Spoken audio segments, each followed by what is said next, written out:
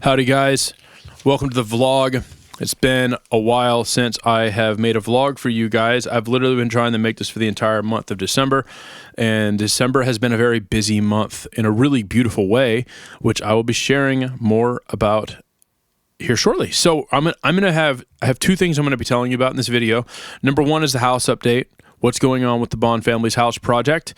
And number two is our life update / kind of what God is showing us, the story of how things are developing in our spiritual world and what we feel like God is leading us to in this season. So I'm going to just get right on it. All right, so big news, the Libby family, who we are great friends with in Oregon, when we lived out there in Central Oregon in Sisters, they lived in Bend, which is about 30 minutes away, and they have come to be now the second family from Oregon to be driving a dang magical Jesus school bus to help us with our house project. And it has been amazing having them. It's been like home, like a little taste of home having them here. And as I'll share a little bit later, them being here with a bus on property, and they've now been with us for over a month, and they're probably going to be here until about the 17th of January. Right now, the date of recording is the 7th of January, so another 10 days. By the time they leave, it'll have been about a month and a half since they've been here, and it has been amazing having them here. I've just got to say. It's been like being home, having them here. We gather together weekly for worship and prayer and a meal. It's been super wholesome. Their presence has been like light shining in this place. It's been some of the most beautiful church experiences we've had in God knows how long. I mean, if you guys know us at all, our favorite version of church is house church because it's incredibly relational, it's authentic, it's wholesome, and we miss those type of church experiences. And having the Libby family here has enabled us to touch that expression of church that we have so been hungry for so long. And truthfully, I mean, it's inspired us to where we want to get this house done as soon as possible so that we can start having house church meetings in our own home. But I digress. House update, little house section here. The main project that we're working on right now is getting the girls' room finished. The first thing we started with when the Libbys got here is the subfloor and getting the floor solid. We ran into some challenges because what happens is this house, the original core of the house was built in the 1960s out of one of these kit homes, not unlike those shed cabin deals that you see outside of Home Depot, but this was the 1960s version. I forgot the name of the type of Jim Walter homes. I think it was called Jim Walter home, an old Jim Walter home. I actually found a picture of the actual floor plan of the original cabin. If I can find it in time without going on too much of a side quest looking for it, I'll include a picture here. If not, you could just Google it yourself if you're really interested to see what it looks like. But what happens is it was built on 24-inch centers. So all the wall studs are 24-inch centers, the ceiling joists are 24-inch centers, and the floor joists are 24-inch on center. What that means for a floor is that it's incredibly flexy, meaning when you walk on it, it moves.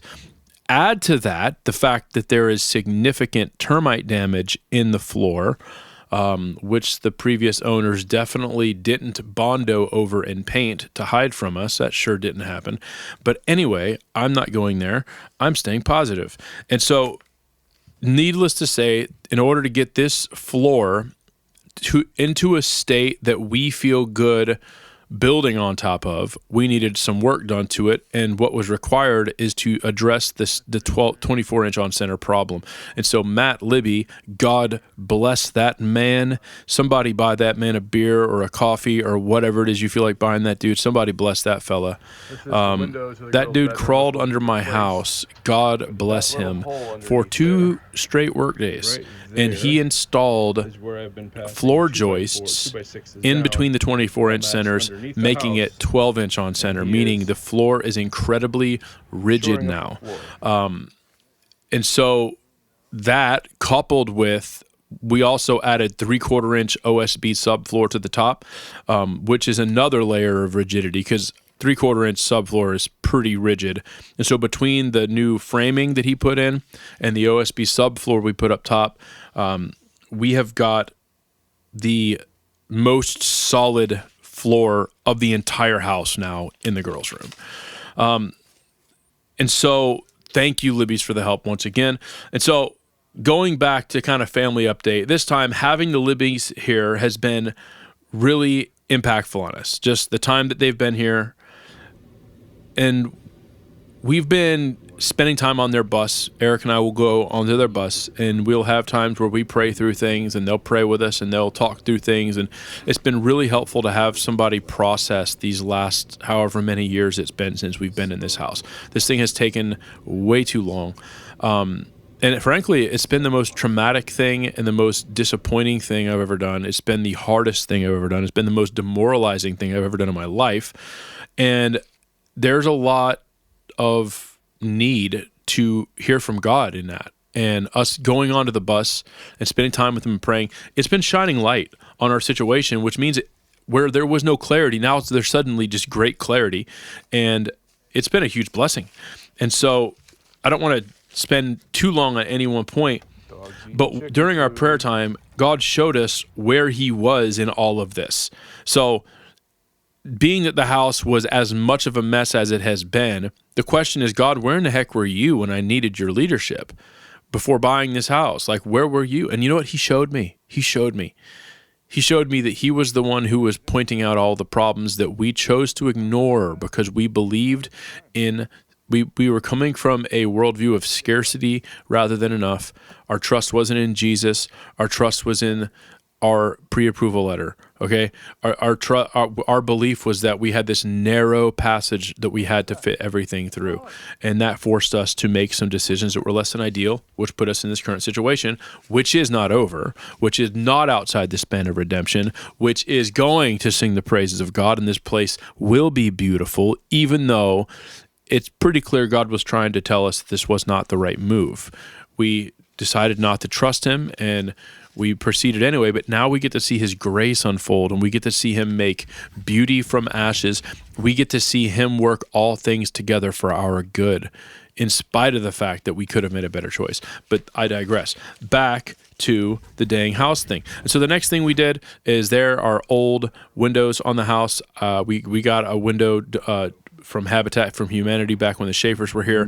I was able to put that in. One of the big new skills that I've gained in the girls' room project is I learned how to frame, and I've learned how to frame doors, windows. I framed the door, I framed the window, I built the header, I did all the stuff, and it's super clean. I'm very proud of my work.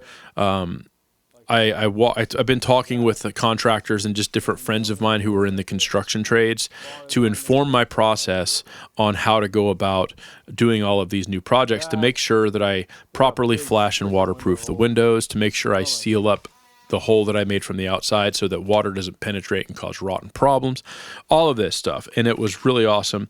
I'm super grateful to have that done. That was a big challenge, and it turned out really good, and I'm really grateful for that.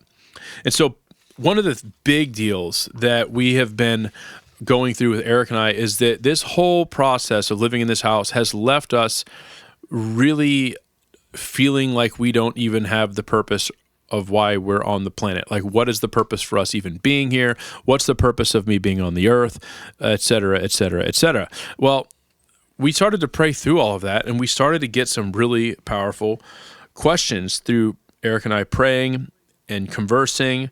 And the Lord showed us 3 powerful truths in regards to purpose that I want to share with you today in hopes that it would encourage you as well. And that is this: not only does God want us to find out what our purpose is and walk it out, but he literally created us for the purpose with the full intention of us manifesting it. That's number 1. Number 2, we want to find out and live our purpose out. We want to live with purpose and intention. When we lose sight of it, it feels as though we are hollowed out versions of ourselves, and then we come alive when our hands are working hard doing the things we were made for. Okay?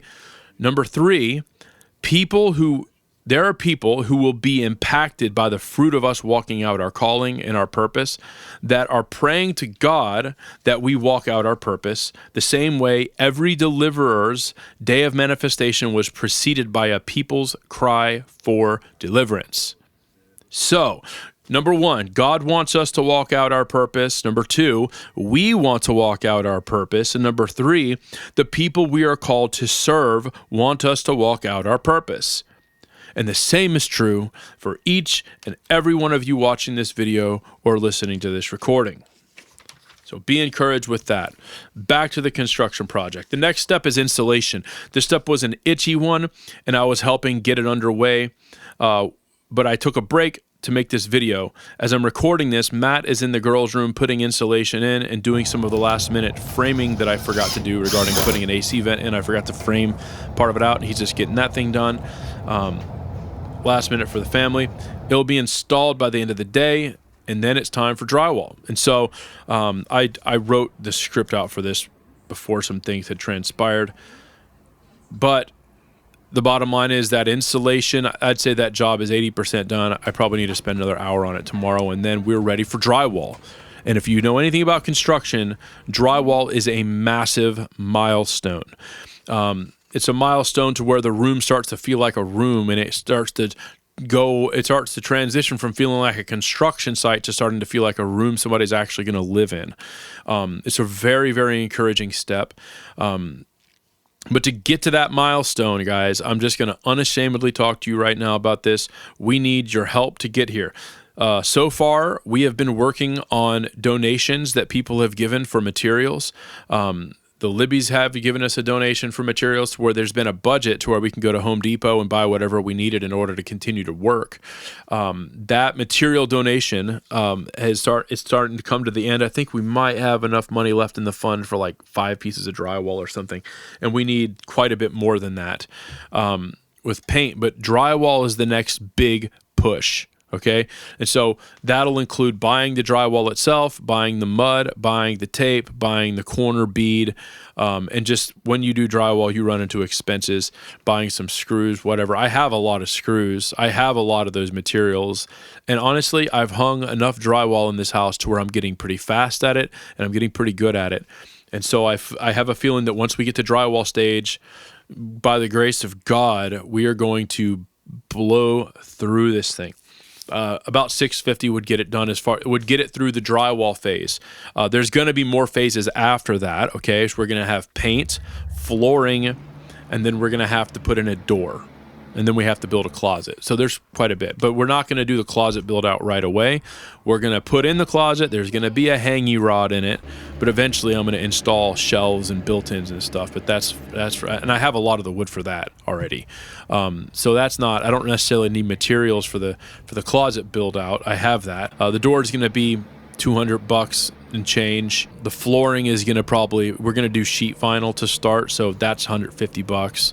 And then $650 for drywall, and then I'm not sure how much we need for paint because we already have some. But y'all could do the math about that. I think that's what, $650. Then that's let's call it $870.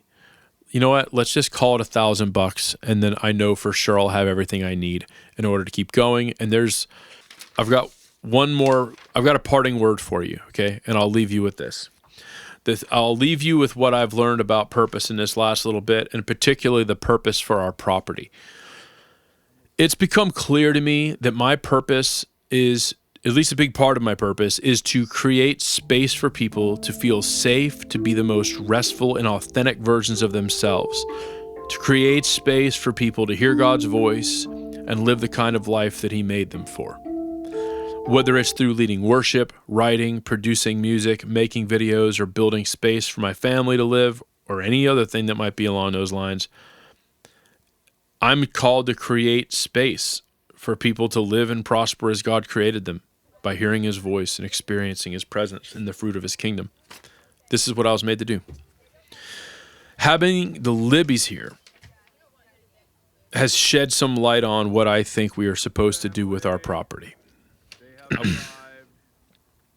I want to create a safe place where people can live and be that has an easy yoke and a light burden, a haven for the travelers that God leads our way, a place that's easy to pay for, that still leaves plenty of margin for people to be able to live.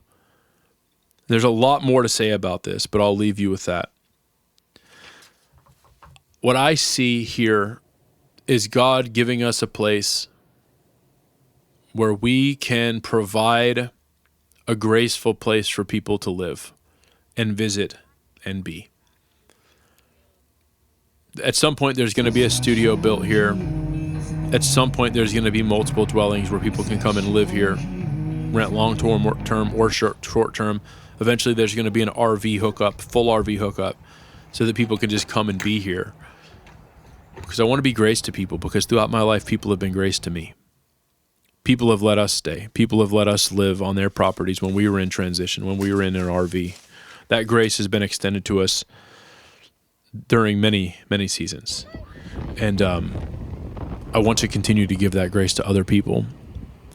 And there's more to share about this as it all unfolds, but I feel like this is the purpose for which we got this property, so that we can extend grace to people with it. Whatever that looks like, whether it looks like through food production, whether it looks like through literally creating places for people to live, whether it looks like having house church here, whether it looks like having a studio where artists can come and have their music come into fruition, or just a place for our family to do our work that God made us to do. I feel like that's the purpose for this property, and I feel like we're going to have many more like it across the country. But I think that's a good place to leave you guys. Listen, I love you. Thank you for watching this video. I really appreciate it. Please like and subscribe if you want to follow along with the journey, and I will see you on the next video.